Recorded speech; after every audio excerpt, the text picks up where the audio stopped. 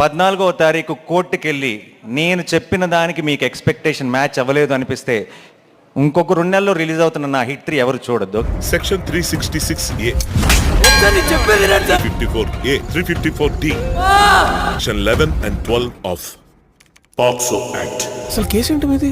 మీరేం చెప్పాలనుకున్నా మీ లాయర్ని తీసుకొచ్చి కోర్టులో చెప్పుకోండి. Okay sir.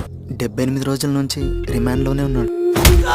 ఇప్పుడు చెయ్యి ఏడ్ చేస్తావు. తప్పేంటో మీకు అర్థమవుతుందా? ఈ కేసులో మీ వాడిని ఎవ్వరు కాపాడలేరు.